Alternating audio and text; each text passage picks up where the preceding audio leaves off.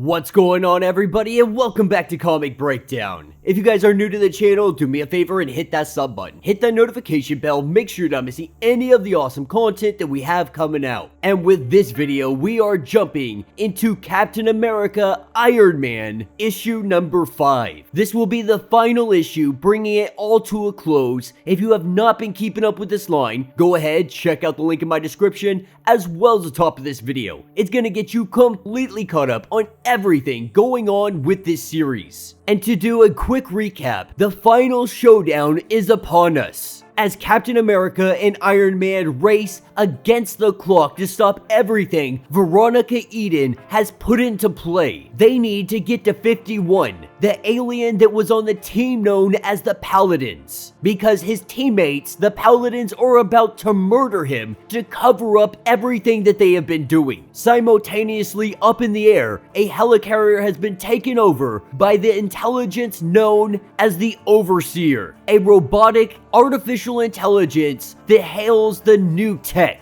Be sure to buy the comic, support the industry, and with that being said, let's dive into this breakdown. Alright gang, so as we dive into this issue, we are picking up with Captain America and Veronica Eden. Veronica Eden having her more or less prototype suit that she created. A mixture of technology like Dr. Octopus's arms and Green Goblin's glider. And as she sits here and battles alongside Captain America, she cannot help but think to herself how she plans to end people exactly like him. Because while Captain America, he may be virtuous, he may be an actual good guy, the truth is, it doesn't matter who he is, it matters what power he wields. Saying that holding on to this kind of power, nobody should have it. And people that have powers like this, they are only holding humanity back from truly reaching their potential. And the truth is, not everybody who manifests this kind of power, they don't always be the good guy. They're not always like Captain America. And Veronica Eden's eyes, more times than not, they are the opposite of Captain. And that's what brings us to the Paladins. Paladins being a prime example of what she is talking about, because these guys were started as an initiative across the United States, having somebody in every state to protect any of the civilians that might need it from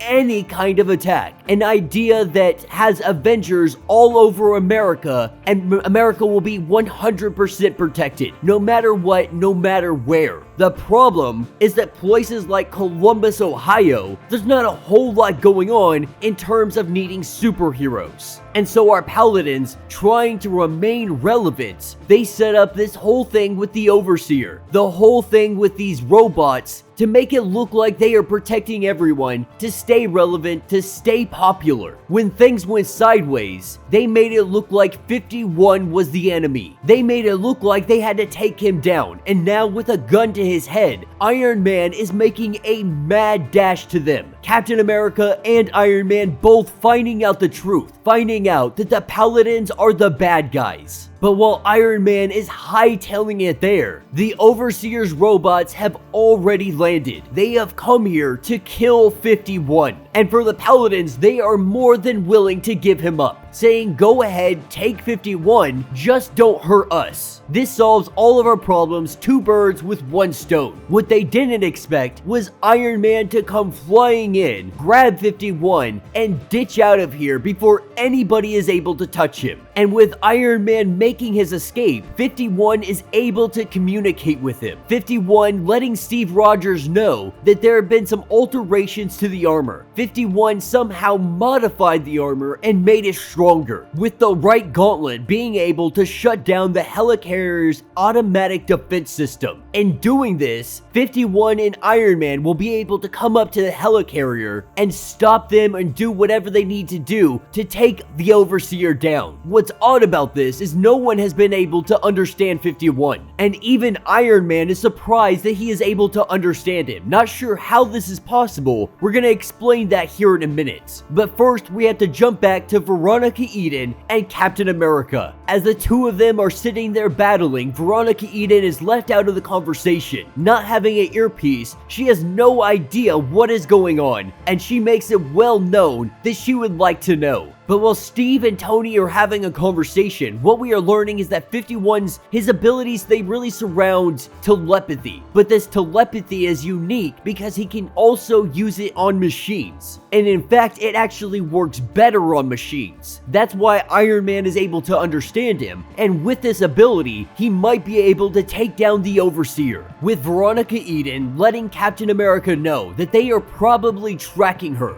And through tracking her, they are able to find Captain America, suggesting that the two of them split up. Captain America will not allow that to happen. And this is where we get one of the great Captain America speeches. Because Veronica, she still sees him as the bad guy. Regardless of him saving her life right now, people with your powers and your abilities, she doesn't believe that they are necessary for society, for any of humanity. And while Captain America, he lets her know, like, I could see why you think the way you do. But the truth of the matter is that we are already here. It is too late to go backwards. Peoples with powers and abilities, they exist whether you like it or not. But the truth is, this never started with a super soldier serum. It didn't start with Reed Richards building a spaceship, or mutants, or gamma bombs. None of this is where this began. Because people with superpowers, they were inevitable. Superheroes were always on the horizon from the very beginning of time. And while Veronica, she can concede to that aspect, but she also believes then you need to be controlled. But anybody that would want to control superheroes, they would use them to their benefit. What Captain America suggests is that every hero, every person with powers, they need to control themselves. Each of them working as individuals, every day working harder to control and be responsible. And it uses an example because Veronica Eden, when she was first trained, he asked her, how did you feel? Did you feel excitement? Did you feel powerful? Or were you terrified at the realization of how easily a life can be taken? Because that's what this is. Or at least that's what Captain America believes that it should be. This kind of power, it brings with it a duty to wield it only when necessary, and only defend those of the innocent. And so with Tony Stark making his arrival with 51, they head to the Overseer. Heading to the Overseer, he tries to tell them that they are too late, that they are going to lose regardless, not recognizing he has no defenses, and Iron Man is taking 51 into the very core of the Overseer. And this is what starts to scare the Overseer, calling all of his robots to him, trying to prevent this in any way he can, trying to appeal to Veronica Eden, saying that they had something good, that they were in love, don't let this happen, that he could make her a queen. Veronica Eden's reply is, I'm already a queen. As the Overseer begins screaming, save me, save me. This is when he is taken over, and 51 now has control. With all of the AI robots showing up, they get shut off, they walk the other direction. 51 has released them from his control. And so by all accounts, it looks like this is going to end without a fight. The only problem with that, the Paladins have shown up. And the Paladins, they know exactly what is in store for them. They are going to get cuffs thrown on them, and they are going straight to jail. Now, of course, they're not going to accept this. They're not going to allow this. So they are going to step toe-to-toe with two of the world's greatest heroes and try to come out on top. But the truth is, they knew that they would be beaten. Even so, they gave it their best shot. While admirable, it is very, very dumb. Once a team with so much potential, Veronica Eden and the Senator, they had all worked together. This team was going to go to the very top, but things changed. Plans got rewritten. Everything went sideways. And the Paladins, they had the potential. Vox had the makings of a real leader. Prima Donna, she could have been one of the greats. Think Tank was nothing but potential. Pioneer, on the other hand, like, she got a kind of weird ability. She can, like, talk to ghosts, and she shoots a gun.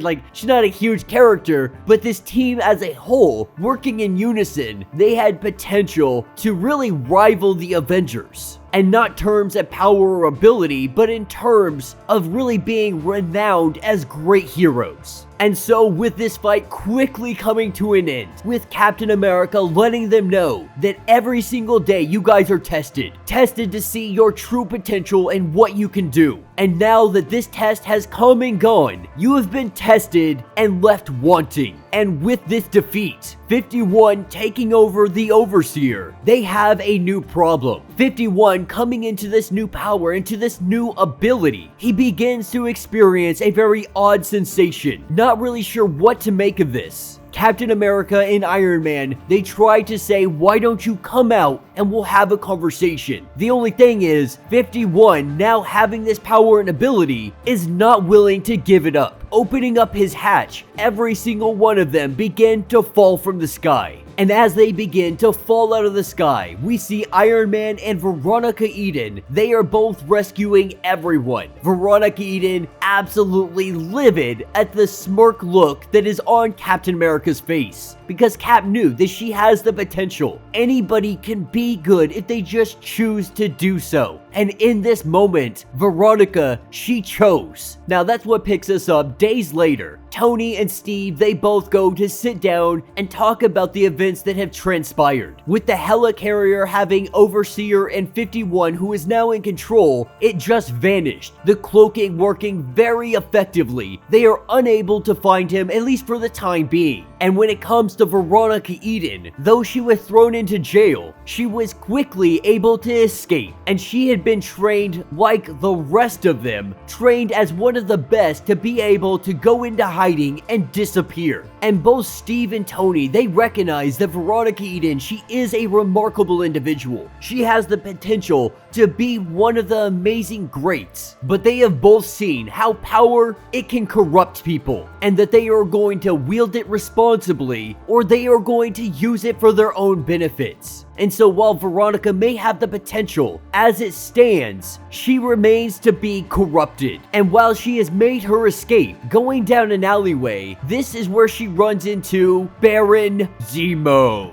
And that will be the end of this issue. Captain America's story will continue in Captain America issue number 0 and Iron Man issue number 18. And I gotta say, these 5 issues, they really have been a lot of fun. We got to play with the Paladins a little bit, and the story, while it did end for this event, for this little mini-series, this story is gonna have ramifications that spread out throughout all of the Marvel Universe, especially with 51 more or less merging with an AI technology that is vastly superior to anything that is on this planet. And so it will be very interesting to see what happens with 51, what direction he is going to go, what path he wants to take. Is he going to be a good guy, or is he going to be a bad guy? Because if he's a good guy, man, will he do a lot of good. But if he decides to go the bad route, this could be a very, very dangerous thing for our Avengers to go up against. But I also like the aspect of the story letting us know, while there are heroes like Tony Stark, there are heroes like Steve Rogers, who are the epitome of virtue. They are the essence of being the superhero. The truth of the matter, not everybody can be them. The Paladins being a prime example. Too scared to be out of the spotlight. Too scared to become irrelevant. They go behind everyone's back. They are able to be manipulated by the Senator and Veronica Eden. As Spider-Man would say, with great power comes great responsibility. And those words have never rang truer than they do in this event, showing us how easily someone can become corrupted. That having powers, having abilities, it doesn't necessarily mean you're going to be a hero. But every day you have to try to be better. Every day you have to work to do the right thing. That sometimes the right choice is not the easy choice, but you have to accept it and do it anyway. Like, can Captain America be any more inspiring than that? If you read Captain America comics and you're a bad person, you just don't get Captain America, because he literally wants you, it makes you want to bring out the best in you when you sit here and read these Captain America stories, and he goes on these tangents and goes on these speeches. And I think that's one of the most powerful things about comic book mediums, is you can truly write an amazing story. You can inspire people simply by having a character like Captain America. I don't know, maybe it's just me, but you know, a good way of writing Captain America is to make you feel inspired. And I feel like that is exactly what this miniseries captured. But let me know your thoughts, let me know your theories. If you would like to support the channel, you can always donate by hitting the Super Thanks button. That will let you donate directly to the channel, and it helps us out greatly. If you can't do so, you can always hit the sub button, hit that like button on this video, make sure you have that notification bell ring. This will help the channel grow and hit the algorithm. But with that being said, until the next breakdown.